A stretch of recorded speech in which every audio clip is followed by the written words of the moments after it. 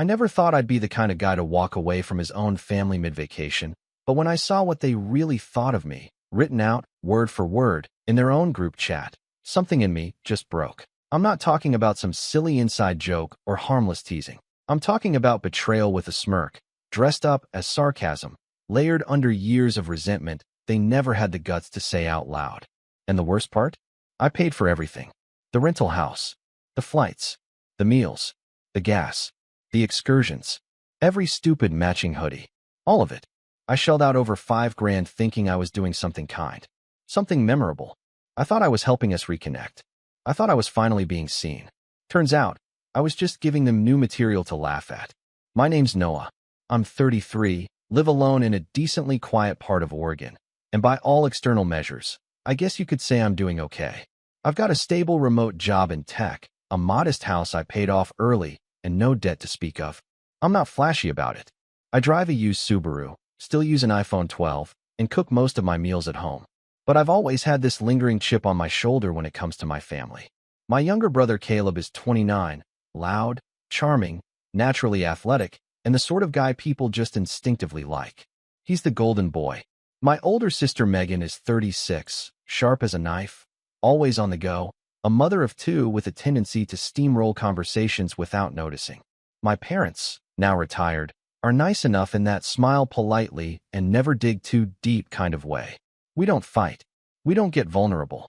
We do polite holidays and occasional calls, and that's it. I've always been the background character in this family, reliable, quiet, always offering to help. Never quite included, but always expected to show up. 2 years ago, I had this idea.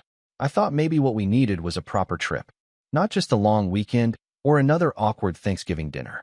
A real family vacation, something with sunshine, ocean air, and no room to make excuses. I figured if I planned everything, paid for it all, and kept things simple, maybe we'd start to feel like more than just a group of people who happened to be related. Maybe we could feel like a family again. I pitched it during our Christmas gathering, the one where Megan's youngest threw up on the couch, and Caleb spent the whole night scrolling Instagram. I stood up with a smile, trying not to sound too eager, and said, "What if we all did a beach trip next summer? My treat. I'll book the house, cover the flights, take care of food. You just show up." They all looked at me like I'd grown a second head. Then my mom said, "Oh, honey, that's generous." And Megan immediately started asking about logistics, like what dates and whether the house would be kid-proof. Caleb joked about needing good Wi-Fi and at least one bar with cute bartenders. No one said thank you, but they didn't say no, either. So I went ahead and made it happen. I spent weeks combing through rental listings, comparing flight options, planning kid-friendly activities and adult-friendly dinners. I rented a big house on the coast in California, walking distance from the beach, with a hot tub and enough rooms for everyone. I booked flights, rental cars, even reserved a local seafood place for our first night. I made sure there were snacks for the kids, drinks for the adults, and groceries for breakfasts. I paid the deposits up front and sent everyone detailed itineraries in a shared Google Drive. Megan didn't open it. Caleb said, "Sick," and then disappeared for 3 weeks. But again, no one said no. When the trip finally came around, I was nervous, more than I wanted to admit. I landed early and picked everyone up from the airport, smiling like some overeager Airbnb host. Megan looked exhausted, juggling 2 car seats and snapping at her husband.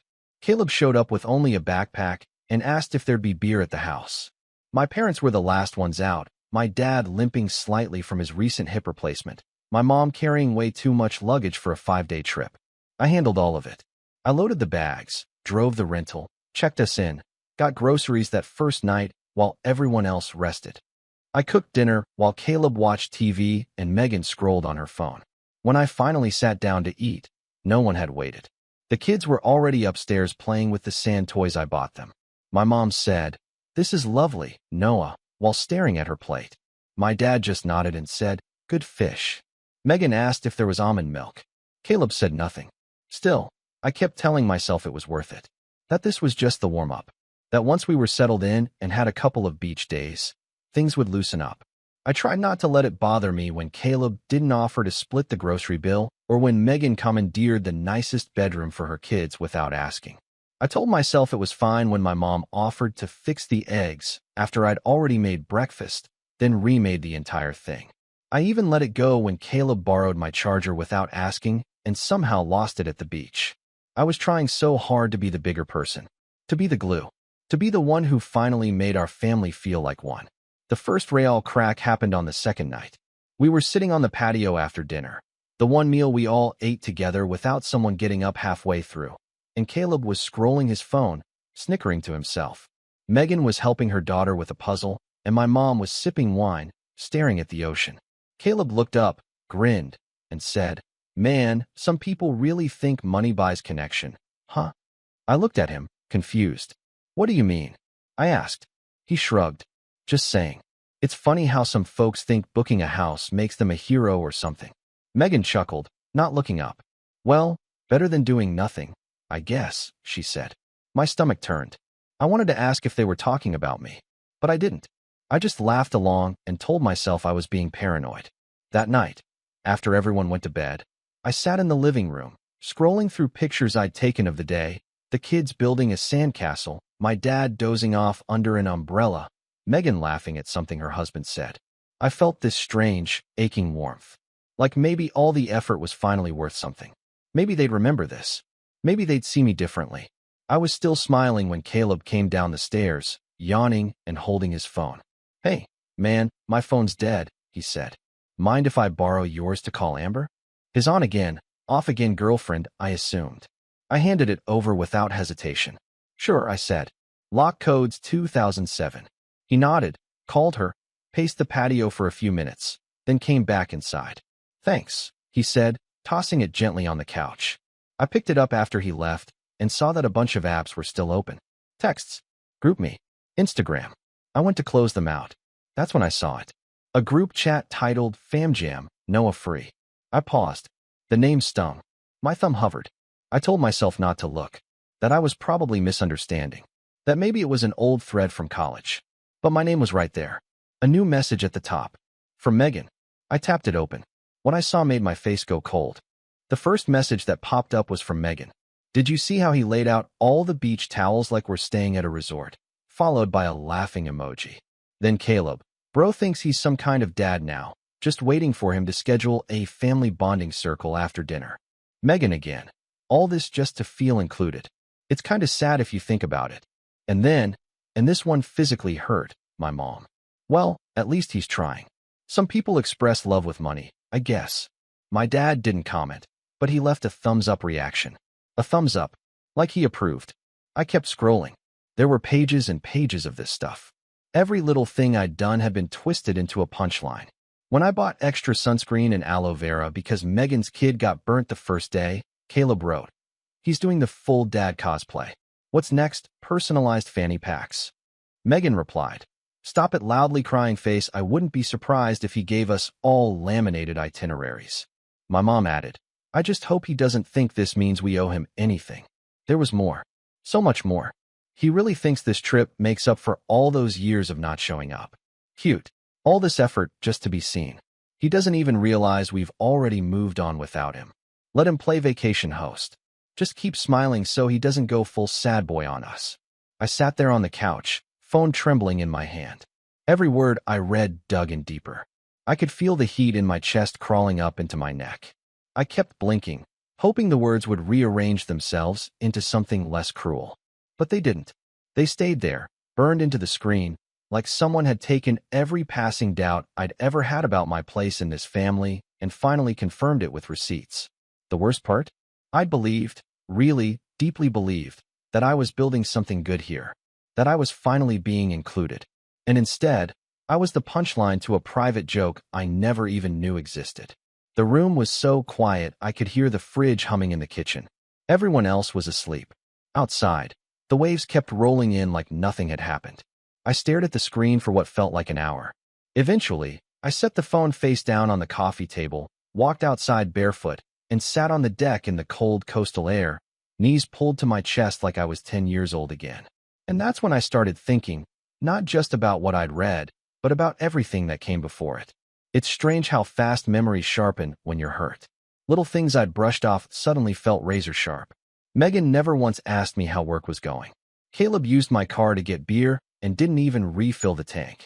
When I offered to take their kids out for mini golf so they could have a date night, Megan told me, "You don't need to keep trying so hard." My mom kept asking me if I was seeing anyone yet, then sighing like the answer disappointed her every time. My dad had said exactly 7 sentences to me since we arrived. The next morning, I didn't say anything. I acted like everything was fine.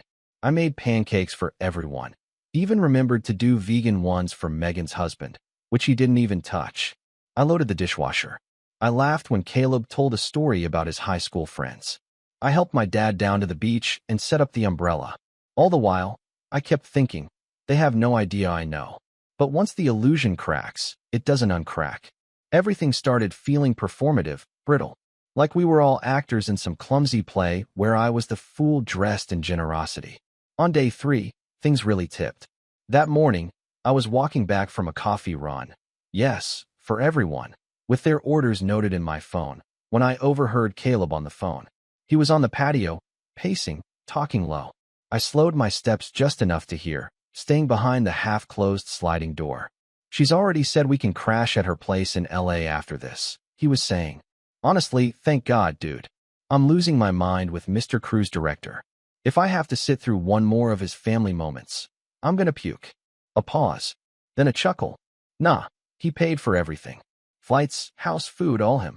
It's like his sad little redemption tour. Megan calls it the guilt trip." Pretty accurate, huh? I stepped back before I heard more. Walked around the side of the house, waited 5 minutes, and came back in through the front like nothing happened. Caleb gave me a nod, took his caramel macchiato without thanks, and walked off to scroll on the couch. The rest of the day felt like I was watching a slow-motion collapse. Every comment, every glance, every moment of silence echoed louder. At dinner, my mom told Megan how sweet it was that she brought homemade cookies. Megan beamed. I had cooked the actual meal. No mention. At one point, Megan told me to stop hovering when I tried to help her kids with their sand toys. My dad asked me to turn down the music on the patio, music that Caleb had chosen. Megan's husband offered to take over grilling, but handed the tongs back to me 5 minutes later because he didn't know how to work the temp settings. That night, I went to bed early, but not before triple-checking every reservation and charge I had lined up in my name. It's weird how fast it happens. The moment when disappointment turns into clarity. When the voice in your head finally says, "They're not going to change. You don't have to keep trying." The breaking point came the next morning. I'd gone out early for another grocery run because, of course, no one else thought to. I figured I'd stock up on snacks, drinks, and maybe pastries for breakfast. It was our 4th day in, and I was still clinging to this ghost of hope that maybe, just maybe, things could still turn around. When I came back, I parked outside and immediately noticed something off. The house was quiet. Too quiet. I walked in through the front door, balancing bags on both arms. And there, at the kitchen table, was Megan, Caleb, and my mom. Caleb had his phone out, and they were all looking at it. My mom looked up at me like a kid caught stealing cookies. Megan froze. Caleb didn't. He just smirked. "Hey, Noah, you ever think about how weird it is that you're the only one not in the group chat?" I froze. Something about his voice. The way he said it. Like it was a joke, but not really. Megan muttered, "Caleb," but he just kept going. "No, seriously. We've had it for months now. All the trip planning and stuff? Yeah, we moved it out of the main chat 'cause you were getting intense." Megan added, "We didn't mean anything by it. You were just kind of overwhelming. The spreadsheets, the daily plans, it was a lot." I set the bags down slowly. "You made a group chat, without me," I said, my voice quiet. Caleb shrugged.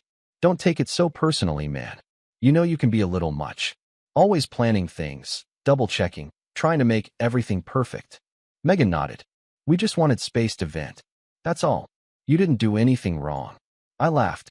I actually laughed, which seemed to throw them off. "Noah," my mom started gently, "you've always had a big heart. But sometimes, people need to make their own plans too. You don't have to control everything." Control. That word echoed in my head like a slap. I wasn't trying to control anything. I was trying to give, to share, to build. And they saw it as control. That's when Caleb, sweet, always charming Caleb, delivered the final punch. "Look," he said, standing up. "You don't have to keep buying our love, bro. We're family. You don't need to pay for everything just to be included. Something snapped in me. I didn't yell. I didn't cry. I just stood there and stared at them. These people I'd bent over backwards for. People I thought I loved. People who thought love was something I was trying to purchase. And in that quiet moment, something shifted. I calmly picked up my phone, opened the airline app, booked the earliest flight back home. Then I opened every reservation in my name. Rental cars, excursions, dinner bookings, even the theme park tickets for the kids. And I canceled every single one. But I didn't say anything. Not yet. I had one more thing to do. I didn't sleep that night. I lay in bed with my eyes wide open, the sound of the waves outside mocking me with their rhythm. Everyone else was asleep, or at least pretending to be, and I was in the upstairs guest room, staring at the ceiling like it held answers. Every few minutes, my mind looped another line from that group chat. Another joke at my expense. Another smile that now felt fake in hindsight. The emotional whiplash was unreal. I went from being the glue trying to hold this family together to realizing I was just duct tape on something they didn't even want fixed. But something strange happened during those silent hours.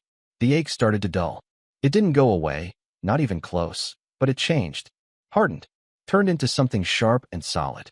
And somewhere around 3 a.m., I stopped feeling the need to cry. I started planning. The next morning, I woke up before the sun. I didn't shower. I didn't brush my teeth. I just got dressed, grabbed my backpack, and walked into the kitchen. The house was quiet, still, like it knew what was about to happen. I took a sticky note from the drawer and a Sharpie from the junk cup by the fridge. I wrote, slowly and deliberately. Didn't realize generosity was something to laugh at. Enjoy the bill. I stuck it dead center on the fridge door. Then I walked out. I called an Uber to the airport, got through security, and sat by my gate 4 hours early. It wasn't even 9 a.m. yet. My flight was the only thing moving forward in my life at that moment. Everything else felt like it had stalled. But somehow I felt still. No more spiraling. No more trying to replay every conversation. Just stillness. As I boarded the plane, I didn't look back. I didn't check my phone. I didn't send a message. I didn't even post on social media. Let them find out on their own after they'd finished their breakfast. It was a long flight, and I had time to think. And that's where the real fall began. Because you can leave a place. You can walk away. You can even cancel the credit card that paid for the rental car, which I absolutely did. Enjoy that hold fee, Megan.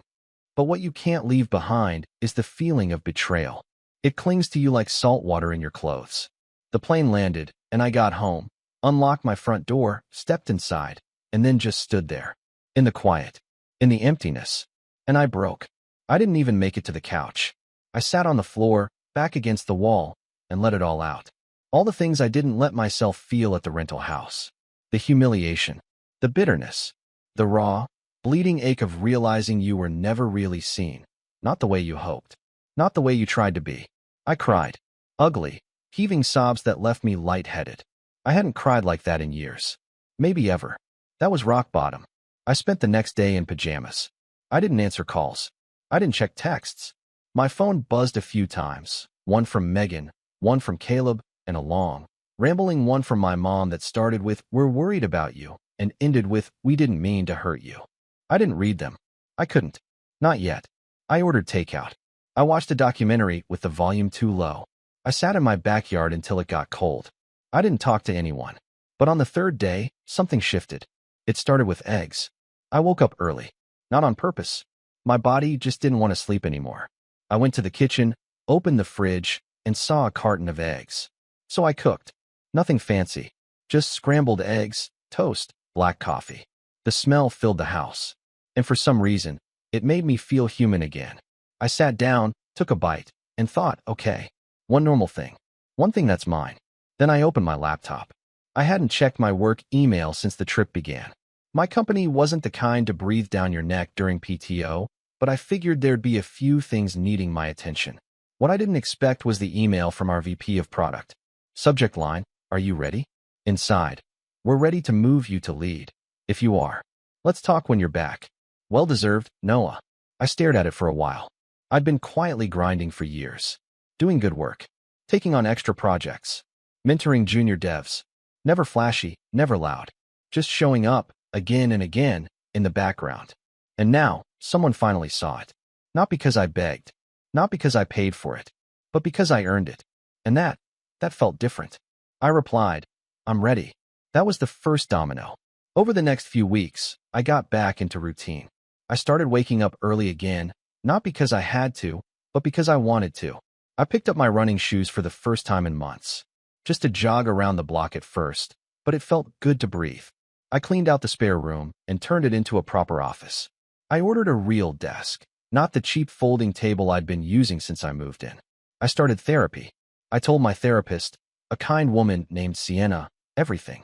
The vacation, the group chat, the note on the fridge, the crying on the floor. She didn't interrupt, didn't rush to fix it. Just let me say it all. Then she looked at me and said, You've spent your whole life trying to be enough for people who don't know how to see you. That's exhausting, Noah. What would it look like if you stopped? I didn't have an answer, but I started trying to find one. Around that time, I reconnected with an old college friend, Mateo.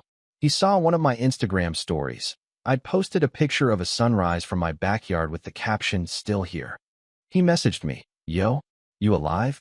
Want to get coffee? I said yes. Mateo was the kind of friend you didn't have to perform for. We hadn't talked in months, but the moment we sat down, it felt easy, real. I didn't go into the whole story, but I told him I'd just been through a rough family trip. He winced. Dude, he said, been there. Families can suck the soul out of you without even noticing. You okay? I will be, I said. And I meant it. We started hanging out again. Movies, hikes, late-night taco runs. He introduced me to his circle, artists, coders, musicians, weirdos. People who didn't care what job you had or how much you made. They just liked good stories and good company. For the first time in a long time, I didn't feel like I was auditioning. One night, a month or so after the trip, we were sitting around a bonfire in Mateo's backyard. Someone handed me a beer, someone else was passing a guitar around, and someone asked what I did. I told them about my job, but also that I'd recently started writing again. Just short stories. Nothing big. They asked to read one. I said maybe. Later that night, I walked home under the stars, buzzed on cheap beer and soft laughter, and thought, this is what I was chasing. Not family, not approval. Connection. Real connection. And here's the wild part. The more I stopped chasing my family's love, the more I started to see how little of it was ever really there. Not in the way I needed. Megan sent another text. Long apologetic. But hollow. She said, You're taking this too personally, which basically erased everything else. Caleb left a voicemail, tipsy sounding, saying, Come on, man, it was just jokes. You know we love you. But love that has to be proven with humiliation isn't love. It's control. And I was done with that. I didn't block them. I just stopped replying. In the silence that followed, I found something better than closure. I found peace. I started volunteering at a local mentorship program for teens interested in tech. I taught a few weekend classes. One kid, Marcus, reminded me a lot of myself at that age. Quiet, observant, desperate to be good at something. I helped him build his first app. He emailed me a week later saying, Thanks. No one's ever really believed in me like that before. That message made me cry harder than anything else had. I was rebuilding. Not loud, not dramatic. Just piece by piece. The rise was slow, uneven. There were still days I'd think about that chat thread and feel the burn. Still moments I'd catch myself wondering what it would have felt like if they'd just said, Thank you. But those moments got fewer. Softer. Because for the first time in my life, I wasn't begging to be seen. I was learning to stand in the light by myself. And then, just as the wounds were finally starting to scab over, something unexpected showed up at my door. A package. No return address. Just my name, written in Megan's handwriting. Inside was something I hadn't seen in years. A photo. Me, Caleb, and Megan. Summer 2002. We were at the lake, sunburnt, grinning. I was holding a fishing rod too big for me, and Caleb had just splashed me. We looked like siblings. Real ones. Taped to the back was a note. You deserved better than we gave you. I'm sorry. I mean that. Call me when you're ready. I stared at that photo for a long time. And that's when the next part of the story began. I didn't call her. Not right away. For days, the photo sat on my desk, half tucked under my monitor like some kind of test. Every time I sat down to work, there it was, grinning versions of us frozen in time, before we all grew into roles we never asked for. Before the sarcasm. Before the guilt. before the realization that being family didn't mean being kind. Her note haunted me. You deserved better than we gave you. Part of me wanted to believe it. Desperately. That maybe this was the turning point. That Megan had finally stepped off her high horse and looked around. But the smarter part, the part that had been ignored at every dinner table, brushed off at every holiday, quietly ridiculed in every group chat, told me to be cautious. She hadn't said we were wrong. She hadn't said we're sorry for laughing at your kindness. Just that I deserved better. An acknowledgement of the symptom, not the disease. So I didn't call. Instead, I watched. Because when someone shows you who they are, you start noticing the ways they always were. It started with Caleb. A week after the package arrived, Mateo sent me a screenshot. He and I had stayed close. Closer than ever, really, and we'd started bouncing ideas off each other for a side project, a mentorship platform for first-gen tech kids. A proper, scalable one. Not just volunteer shifts, but a startup with teeth. The screenshot was of Caleb's Instagram story. He was in LA, shirtless on a rooftop pool, holding a glass of something obnoxiously orange. The caption? Some people buy vacations to feel loved. Others just live. I didn't need to wonder who he was talking about. I didn't respond. I didn't need to. Mateo already knew the backstory. Instead, I saved the screenshot.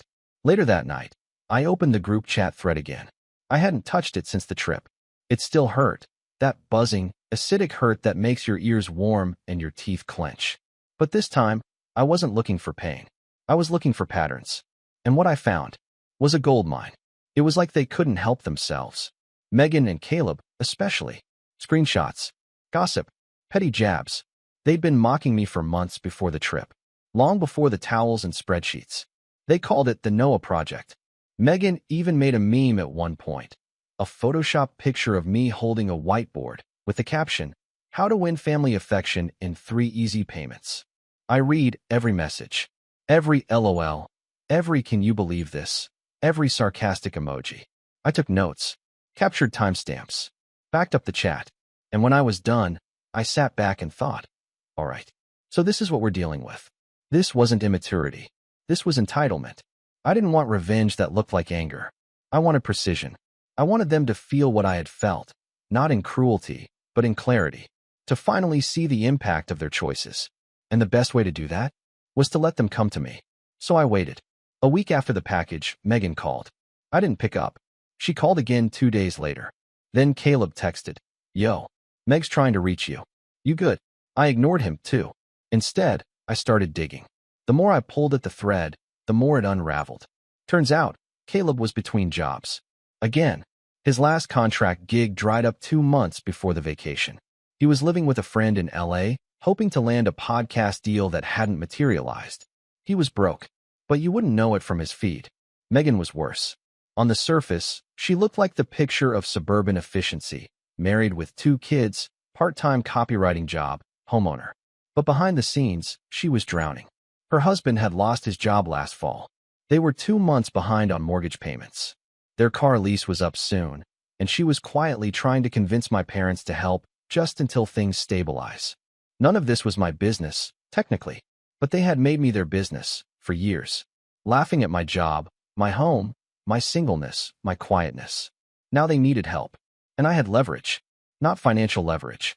That's what they expected. What I had now was truth. The power to expose the version of themselves they thought no one saw.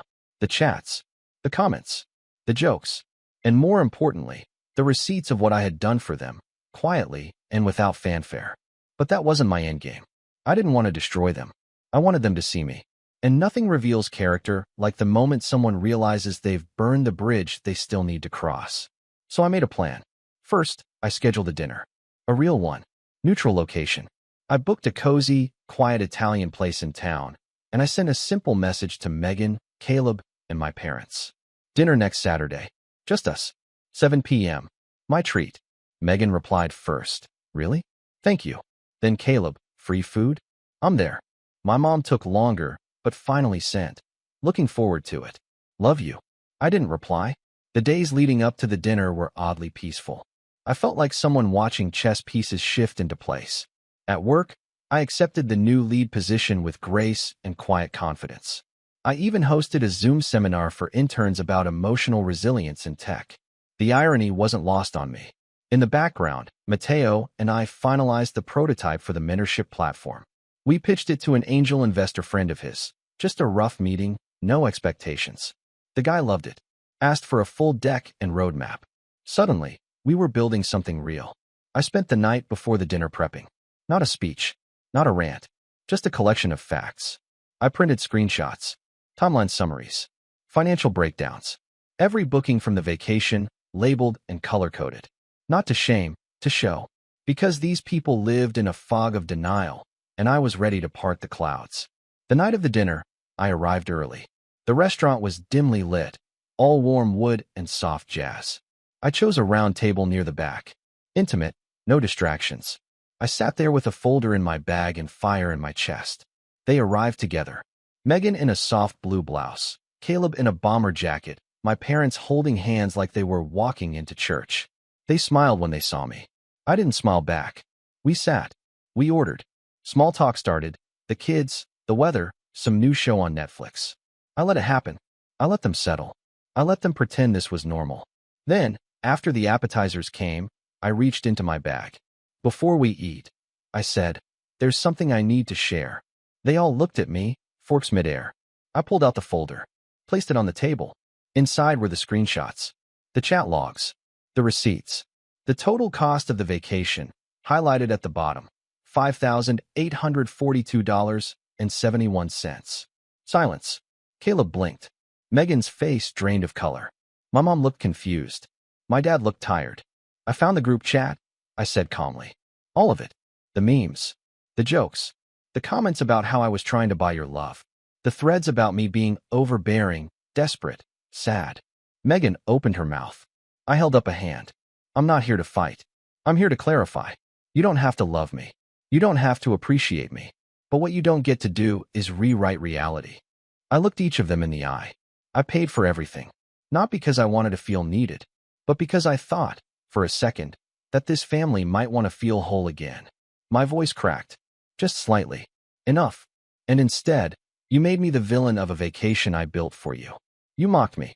Privately. Repeatedly. And then smiled to my face. Megan whispered, Noah, but I kept going. I'm not asking for anything. I'm not even mad anymore. But I needed you to see what you did. Not filtered through your intentions, but through your impact. Silence. And then, for the first time in my life, I watched them squirm. Caleb looked away. My mom stared at her lap. Megan's hands trembled. I leaned back, took a sip of water, and said, enjoy the food. I'll be leaving before dessert. Then I stood up. I reached into my wallet, pulled out a prepaid gift card, and placed it on the table. Covers the bill, I said. So no one has to worry about me trying to buy love. And with that, I walked out. But that was only the beginning. What came after, the messages, the fallout, the final reckoning, is something you're going to want to hear. I thought walking out of that restaurant would be the end of it. I pictured it so clearly. A quiet exit, the sound of my footsteps down the hallway, the click of the door as I left my family in stunned silence behind me. No one chasing me into the parking lot. No teary apology. Just them, finally staring at the reflection they'd spent years avoiding, and me, free at last. And in a way, that was the end of trying. But not the end of the story. Because people like Megan and Caleb don't know how to sit with silence. They need noise, control, an explanation to twist into their version of events. So naturally, they didn't wait long. The next morning, I woke up to a barrage of missed calls. 7 from Megan, 3 from Caleb. A message from my mom that started with, I don't understand why you had to humiliate us like that, and ended with, this isn't how family behaves. The irony practically lit itself on fire. I didn't reply, but Caleb didn't take the hint. 2 days later, I came home from a walk to find him sitting on the hood of my car in my driveway, arms crossed. Wearing sunglasses like this was a music video and not an ambush.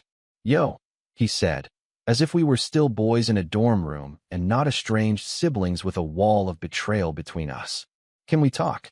I didn't say anything, just walked past him, unlocked the front door, and left it open. He followed.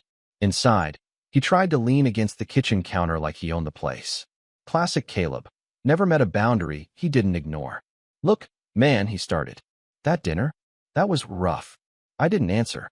Just poured myself a glass of water and waited. He sighed. I get it. Okay. You're mad. We said stuff. Stupid stuff. But it was jokes, Noah. That's how we are. You know that. Do I? I asked quietly. He faltered. I mean, yeah. We razz each other all the time. You call it razzying, I said. But no one else got a private group chat. No one else got edited memes. You didn't make fun of Megan for planning her kids' birthday parties.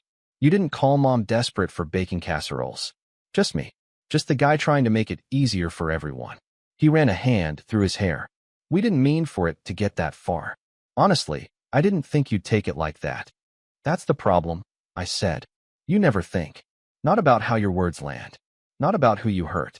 It's always just jokes with you, Caleb. But the punchline is always at someone else's expense. He went quiet. Then, after a beat, he said, well, I came to ask a favor. And there it was. The real reason. I didn't even blink. What do you need? He shifted. So, I'm kinda in between gigs right now. I was supposed to get into this creator house deal.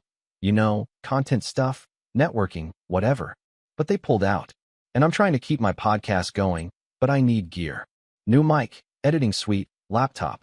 I figured maybe you could spot me, just to get things rolling again. I laughed. I couldn't help it. Not a joyful laugh. A hollow one. The kind you give when you realize the person in front of you has no shame. You want me to fund your podcast, I said.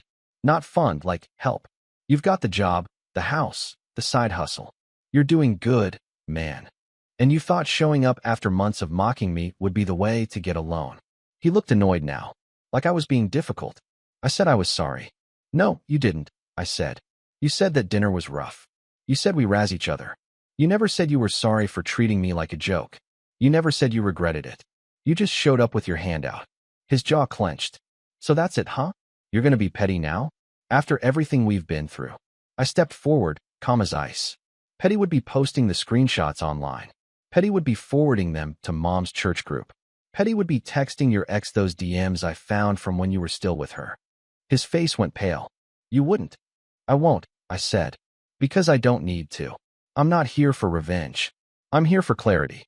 You don't get to insult me, diminish me, then expect help like nothing happened. That version of me is gone. He stared at me, mouth open. No words. Now get off my property. He left. Slowly. Bitterly.